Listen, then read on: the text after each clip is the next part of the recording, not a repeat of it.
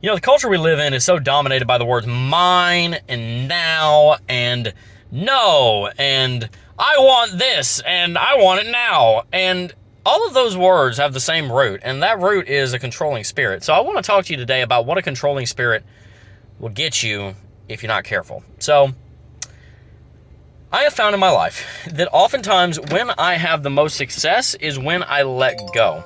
And you might wonder, like, Jeff, that doesn't make any sense. Why would letting go actually lead to you getting what you want? Why would giving up lead to you getting what you want? Well, the funny thing is that when we're controlling, we start to demand. And when we start to demand, we stop to be as attractive to people. I'm not talking about physically, I'm not talking about romantically, but I'm just talking about being around people. There's like this, there's almost a law in society. It's almost a societal law that the more that you demand something of someone, or even of a society, or even of a market, the less likely it is that you're going to get it. And we've seen the exact same thing happen in cryptocurrency. People demand. They might not know it, they might not say that word, but what they're doing is they're demanding. Bitcoin, you must rally right now because I need a larger portfolio net worth on my balance sheet.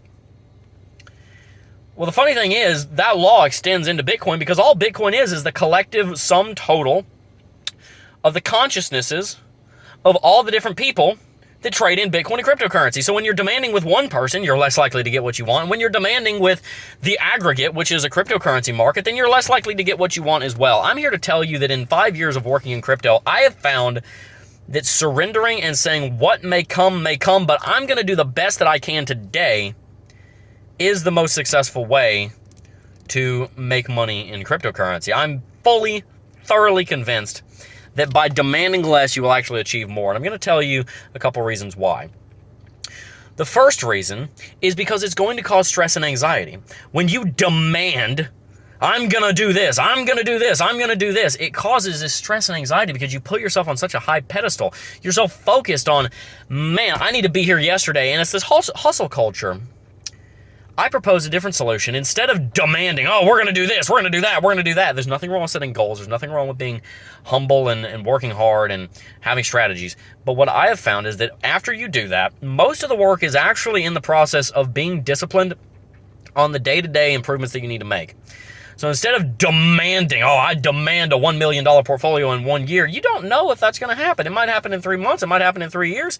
I can pretty much guarantee if you work in crypto long enough, hard enough, and you have the funds to do it, and you have the, an internet connection, you can make $1 million in crypto. I'm fully confident that just about anybody can make $1 million in crypto, barring, a disability or literally having no access to the internet. The question is, are you going to be so demanding that you become so controlling, that you become so anxious, that you become so unmotivated that you quit? Are you going to be so controlling, or are you going to say, you know what? Let the weight off my shoulders, and what may come, but I'm going to do the best I can today. There's a word, this Japanese, that actually the idea comes from the Americans. The Americans brought it over, and the Japanese brought it back with their wording on it. It's called Kaizen. It's a core value of our company. We don't talk about that much, but it's a mandate for continual improvement. What that means is that we are striving to continually do better than we ever have before. Notice where the emphasis is on that. The emphasis is not on the end. The emphasis is on the golden goose. The emphasis is on the thing that's creating the results.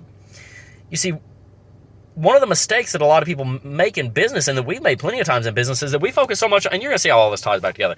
They focus so much on the end number. For example, in our business, the subscriber growth, YouTube revenue, company revenue, viewership, watch time, Twitter followers, what total aggregate social media followers, TikTok followers, whatever.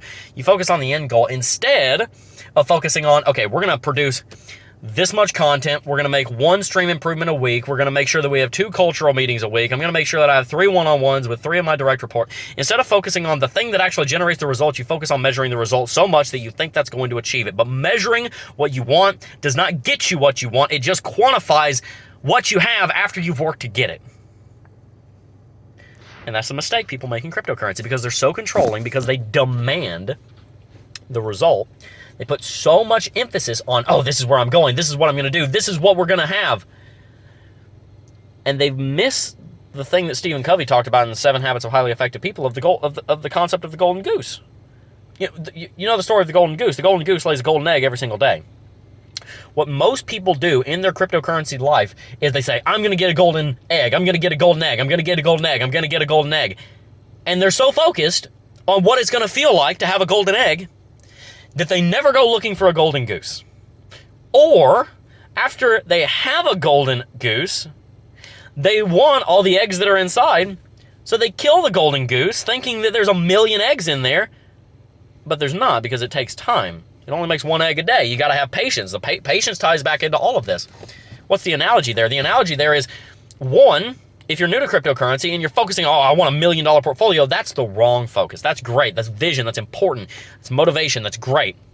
I want you to have financial sovereignty, not so you can buy a yacht, so you can provide for your family, your community, so you can take care of yourself, take care of others, take care of the community, etc. The number one mistake people make is they focus so much on the end goal that they don't think about focusing on the thing that's going to get there in the moment. Everybody wants to do what I do, but nobody wants to do what I did. Think about that. That goes for anybody who's ever had any kind of success that people say, I want to be like them. You want to be like them, but you don't want to be going through what they went through to be like them. Stop focusing so much on this is a mistake I made for years. Stop focusing so much on the end result, which is important. Instead, focus on what it's going to take to get there. I used to sit in my room for 8 or 10 hours a day watching videos of supercars. This is like 4 years ago we're talking about, but it was before I was even a Christian. I used to sit in there, watch videos of supercars and, $1 million Grant Cardone, Ty Lopez, Patrick Bet-David, all these, Peter McKinnon, all these different, Gary Vaynerchuk, all these different YouTubers. I'd be like, I'm going to be like them one day. And I spent so much of my time saying, I'm going to be like them one day, that I was not working to become like them. I was so focused on saying, yeah, I'm going to be like that I wasn't spending time to become like that, because I wanted to do what they do, but I didn't want to do what they did, which is work.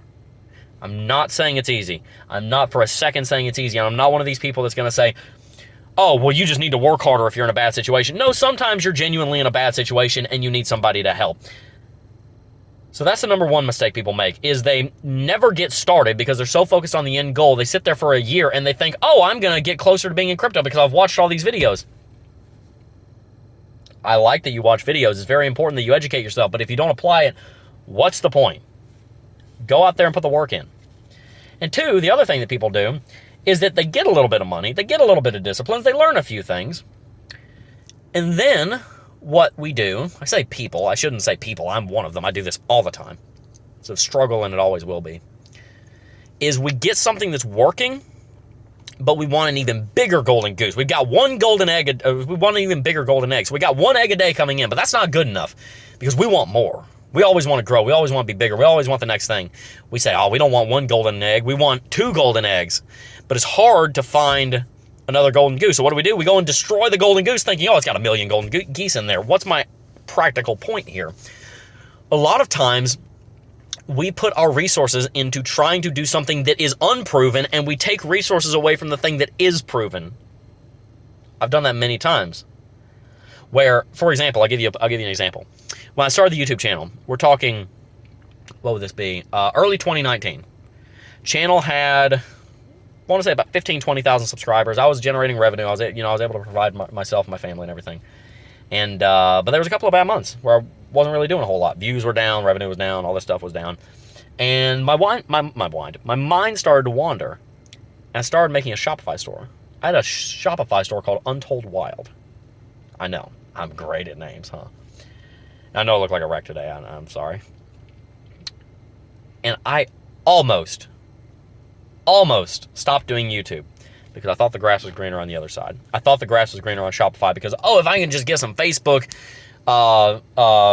free ads, Facebook ads working, I can be making $60,000 a month and then boom, I'm good. 2 problems with that. Number one, I didn't realize that I was never in YouTube for the money. I knew at the time I wasn't in YouTube for the money, but I guess I had forgotten that. And 2, I was giving up my golden goose. I was actually going to let my golden goose go to try and catch 2 of them. How ridiculous is that? Principle in business. I was taught by a mentor that worked in executive leadership at Ford Motor Company. The dude's, he was on the C-suite of a $200 million company. He's a mentor of mine named Bob. He told me a business should never, ever give up a profitable revenue stream to go and invest in an experimental revenue stream. How does this apply to cryptocurrency? Sometimes what we'll do in cryptocurrency is we'll see there's like 15 ways to make money in crypto. We can do mining, we can do NFTs, we can do trading, we can do investing, we can do arbitrage, we can do whatever it is. We can run a YouTube channel. We can start a company in crypto. And we say, okay, well, I'm just going to give up on trading because investing seems better. Or I'm just going to give up on the YouTube channel because I think I can make more in mining. Or I'm just going to give up on NFTs because I think that I can make more money in, you name it, whatever, being a Twitter influencer. Nothing wrong with any of those routes. There is something wrong about jumping between them. You're never going to get anywhere if you're jumping between ships that are all going in a different direction. You might get somewhere, but not anywhere useful. You got to pick something and stick to it. That's why I tell people, if you are going to be an entrepreneur, being in cryptocurrency is entrepreneurship. People ask me, Jeb, why do you talk about entrepreneurial and self-discipline and motivation and all that leadership content? Why do you do that? Because crypto is entrepreneurship. That's what this is. You're running a little one-man business, one-woman business. That's what you're doing. It is entrepreneurship. If you're jumping around from ship to ship to ship, you're not going to get anywhere. So I encourage you, have patience. Understand that you need to stick with one thing for a while, maybe years, to see it work. And understand that if you have something that's working, stick with it, hone it. You know, don't be that person that stays in college for 20 years and they jump around to 17 different majors and then they never graduate with a degree. And then they sit there with all this experience that they can't do anything with because all the things they studied, they needed the degree for, but they never got it. They can't go into law, they can't go into medicine, they can't go into sociology because they needed the degree and they didn't get one. And they wasted their time. They learned, but as far as the goal of getting the degree, they didn't get it. Think about how important mindset is. It's actually far more important than you think it is. And a lot of times, it's one of the best investments you'll ever make. Peace.